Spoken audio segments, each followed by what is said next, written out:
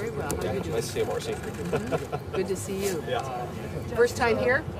First time here. Yep. Thank you for coming. Of course. All right, what can we do for you? That was Congresswoman Marcy Kaptur from the great state of Ohio, flashing that side-eyed shade towards Senator J.D. Vance when she asked him, "Is this your first time here?" As she gave him a fist bump. She knew full well that was his first time being there. This faux populism that is percolating through the Republican Party has reached a fever pitch. And as you can see by the body language of Congresswoman Marcy Kaptur, she was not having any of it. She was letting it be known, brother, you just not getting to this party. I've been to many parties like this, and you are definitely the new kid on the block. We know that Republicans are playing games with this because every time they had an opportunity to vote pro-worker, most of them have gone the opposite way. But I bet you Senator J.D. Vance, he wasn't ready for what Congresswoman Marcy Kaptur had to lay down on him. If they want to go along with all this climate stuff, and if they being these companies, and they want to send more jobs to China, I'm certainly not going to defend them. My message to them is quit outsourcing, quit offshoring, stop all of their woke policies, all of their electric garbage, their climate garbage, invest that money in American workers. And if they really can't do both, they should go to the Biden administration and say that, rather than being cheerleaders for their pro-China policies. But listen, at the end of the day, I don't feel sorry for them at all, for the companies. They've got gobs of money. They need to invest in their workers.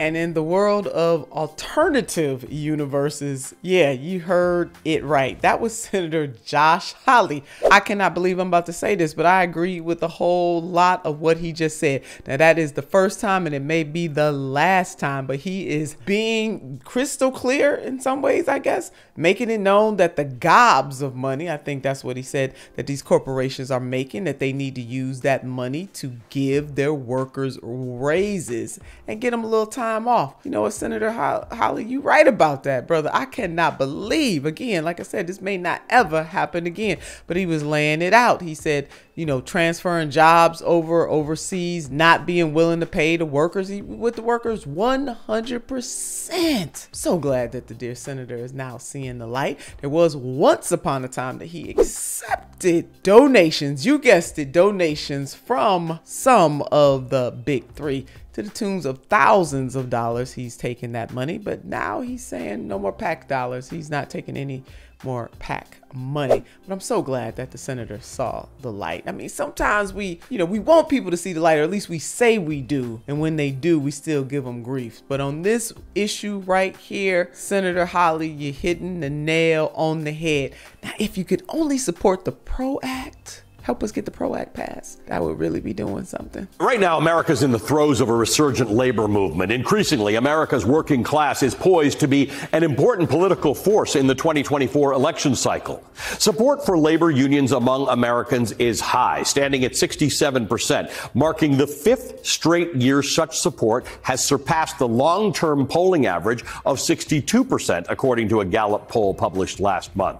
Gallup also found that Americans overwhelmingly side with the workers in the specific labor disputes that are playing out right now. Velshi from this segment on MSNBC laid out the American people are solidly in the corner of labor unions to the tune of about 67%. The support of labor by Americans continues to increase, which is indeed a beautiful thing. Now, it's no wonder that this type of popularity among the American people is really causing Republicans to lay on that faux populism really thick. And as Velshi laid out in this MSNBC segment, Republicans are using this faux populism as a grievance, and they're not really putting the blame where it belongs. They're blaming everything else and everybody else but the very corporate interests that created this situation. This immoral corporate greed put us where we are right now, that is causing workers, particularly unionized workers, to go on strike and push for better wages, better work conditions, and better benefits. The GOP's embrace of right-wing populism has allowed the party to make some inroads among the working class, particularly among low-income white voters. The right does this by largely employing grievance politics to misdirect the blame for very real economic inequities that people are feeling. A common Republican refrain, for example, is to blame stagnant wages and poor benefits not on corporations, but on distractions like immigration, globalization, and the transition to a greener economy. And there's a very good reason for that.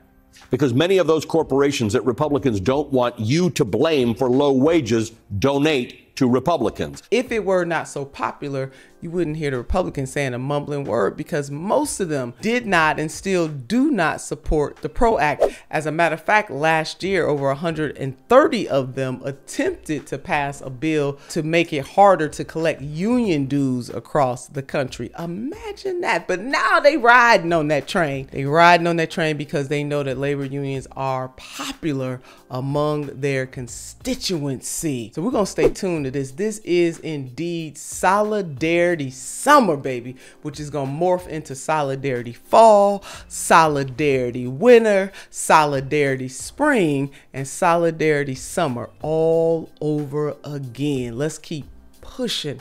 Just big ups to workers who are making a sacrifice, because they are doing just that. Let us not forget, when workers go on strike, they're not getting their full salaries, and in many cases some of them lose their benefits unless they are part of a union that has a robust strike fund, which is vitally important. We have to make sure that workers continue to have their leverage, and that is all workers from all walks of life. But Republicans, we see you. Hopefully we can push you to pass some real policies that will make a difference for the workers of this country instead of your owner donors. We watching you. We see you.